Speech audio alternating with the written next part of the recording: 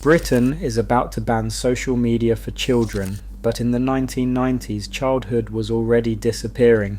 Picture this: Wednesday afternoon, 2026. The Secretary of State stands up in the House of Commons and says 6 words that stop every parent in Britain mid-scroll. We are considering banning social media for children under 16. 2 days later, the House of Lords votes 261 to 150. Schools are told to confiscate phones. Ofsted will be checking. And the whole country starts asking the same question: what did children actually do before all of this? If you grew up in the 1980s or the 1990s in Britain, you do not need anyone to tell you the answer. You already know. You lived it. But here is what nobody in Parliament is saying. The childhood they want to get back to was already being taken apart before the first smartphone was even switched on. I am going to show you exactly how it happened. Your mum didn't send you a text. She opened the back door and said one word: out. And that was your schedule for the next 6 hours. No start time, no end time, no supervision app pinging her pocket every 30 seconds. You were out. From the moment school finished until the streetlights came on, you were gone. And the street was everything. Kirby across the road, 40-40 in the park, British Bulldog until someone got hurt, which was every single time, knock a door run if you were brave, manhunt across 3 streets if you were stupid. You climbed trees that had no safety nets underneath them. You jumped off walls that were too high and landed on concrete and got up and did it again.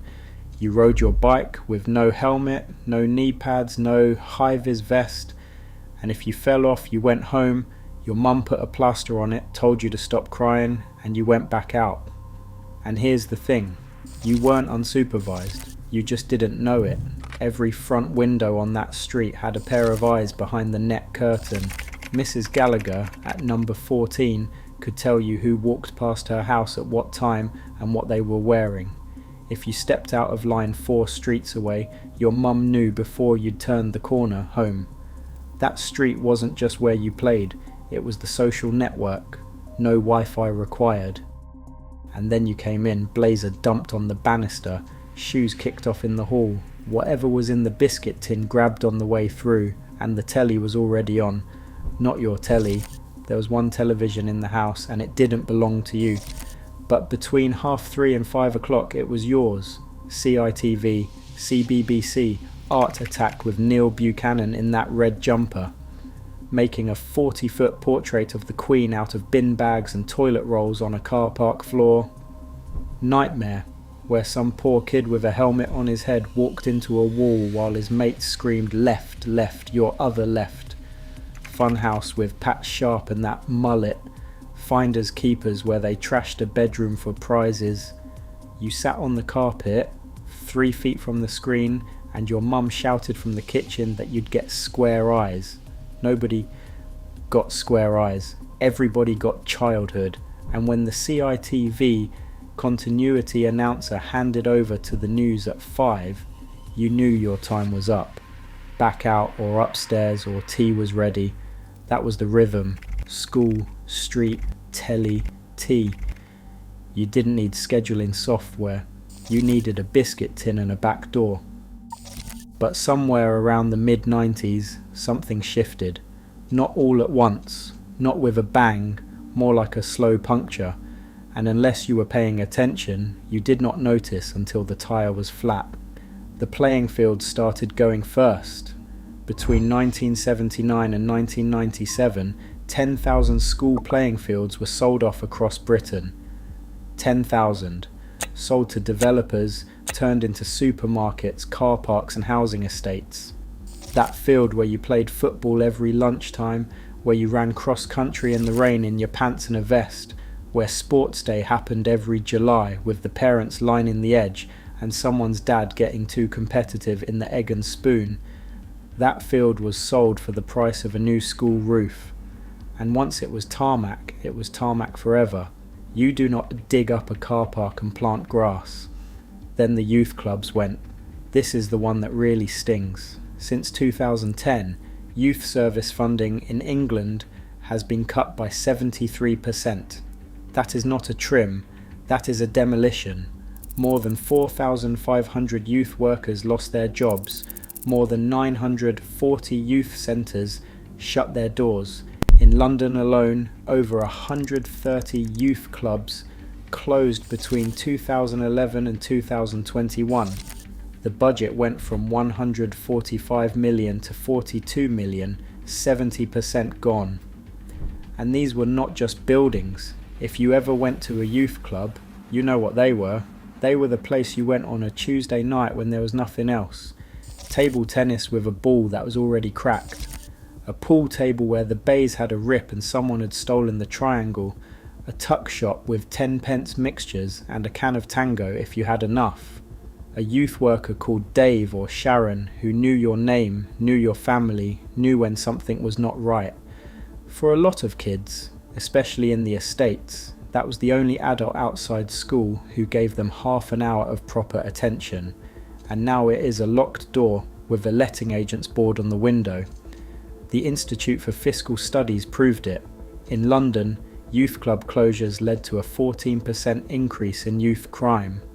GCSE results dropped. Kids from poorer backgrounds lost a full grade in one subject. When they took the youth clubs away, children did not just lose a building, they lost the adult who was watching out for them. And it wasn't just the youth clubs, libraries went. More than 800 public libraries have closed across the UK since 2010, swimming pools shut, lidos that had been open since the 1930s, where your nan learned to swim, were bricked up and turned into flats.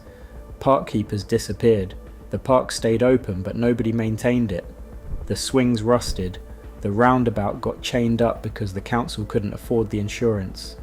And then came the risk industry. Conkers were banned.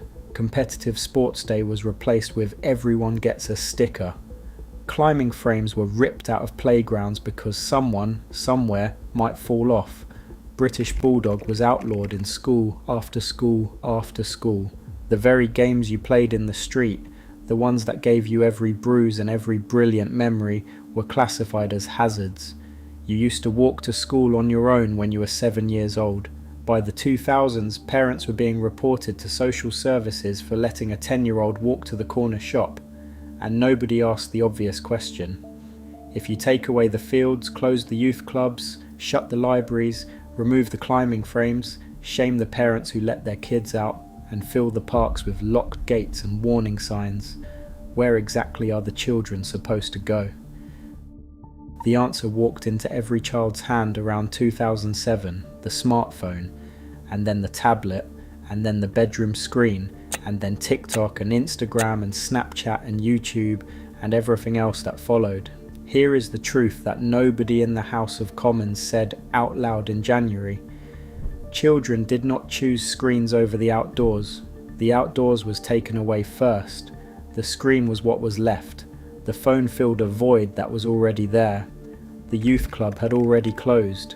The playing field had already become a Tesco. The park roundabout had already been chained up. The library had already been boarded up. The street was not safe anymore because there were no eyes behind the net curtains, because the neighbours did not know each other, because the community had already been hollowed out. Think about what a Saturday looked like in 1993. You woke up and you were in front of the telly by 8:30, going live with Philip Schofield and Sarah Green, or SMTV Live if you were a late 90s kid, Ant and Dec and Cat Deeley doing Wonky Donkey. You watched that until 10:30, maybe 11, then your mum said the 4 words you dreaded: "We're going into town," and town was everything. Woolworths for the pick and mix, W.H. Smith for a look at the magazines you could not afford, Our Price or HMV to flick through the CDs, Tammy Girl or CNA if your mum was buying clothes and you had to stand there holding her bag, maybe the market for a bacon roll, maybe the chippy if you had been good. The whole high street was alive. It had people in it. It had noise and smell and colour. and then you came home and you went back out. Bikes, mates, the park, the woods, the canal if you were really pushing it. In by 6, bath, telly, bed. That was Saturday. No apps, no algorithms, no infinite scroll, no notifications, just a day that had a shape, a rhythm, and a reason to leave the house. Now the government wants to fix what happened next. In January 2026, they launched a consultation on banning social media for under 16-year-olds. They are looking at what Australia did. They are talking about phone curfews. They are talking about banning infinite scrolling for children. They are talking about raising the digital age of consent. Ofsted will check whether schools are properly confiscating phones. 261 peers in the House of Lords voted for the ban. 61 Labour members of Parliament signed a letter supporting it. Esther Gay, Brianna's mother, wrote to the Prime Minister and asked him to protect children from what social media did to her daughter. And every single one of those people is right that there is a problem. The phones are a problem, the algorithms are a problem, the screen time is a problem, but none of them are asking the question that comes before the phone. What are you giving them instead? Ban TikTok tomorrow. Take every phone out of every school. Delete Instagram from every child's device. Then what? Where do they go at 3:30 when the school bell rings? The youth club is shut, the library is closed, the playing field is a housing estate. The park climbing frame was removed in 2014, the swimming pool is a block of flats. Their parents are both at work until 6, because nobody can afford to live on one income anymore. And the street that was your entire world, the one with Mrs. Gallagher at the window and every parent on the road watching, that street does not work the same way anymore, because the neighbours moved away or got old or do not know each other's names. You cannot ban the symptom without rebuilding what caused it, and no one in Parliament has announced plans to reopen 900 youth clubs. No one has promised 10,000 playing fields back. No one has reversed the library closures or the park funding cuts or the swimming pool sell-offs. They want the childhood you had back, but they sold the infrastructure that made it possible, and they have not bought it back. And maybe that is the real story, not the phones, not the apps, not the algorithms. The real story is simpler and sadder than any of it.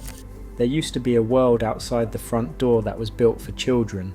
Streets where you were known, fields where you could run, clubs where someone was waiting, libraries where it was warm and quiet and someone would help you find a book, parks with roundabouts that actually went round, pools you could swim in for 40 pence, schools with enough grass for a proper game.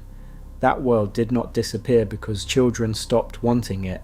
It disappeared because someone decided it was not worth paying for. And now, 30 years later, the same people are standing in Parliament asking why children spend all day on their phones. The answer is in every locked youth club door, every sold off playing field, every closed library, every chained up swing. They did not lose their childhood to a screen, they lost it to a budget cut. The screen just moved into the empty space. If you grew up playing out until the street lights came on, tell me in the comments, what was your street like? What happened to your youth club? Is the playing field you ran on still there, or is it a car park now? And if you know someone who remembers what childhood used to feel like before all of this, send them this video. Subscribe to keep these stories alive, because if we don't remember what was taken, we'll never know what to fight for.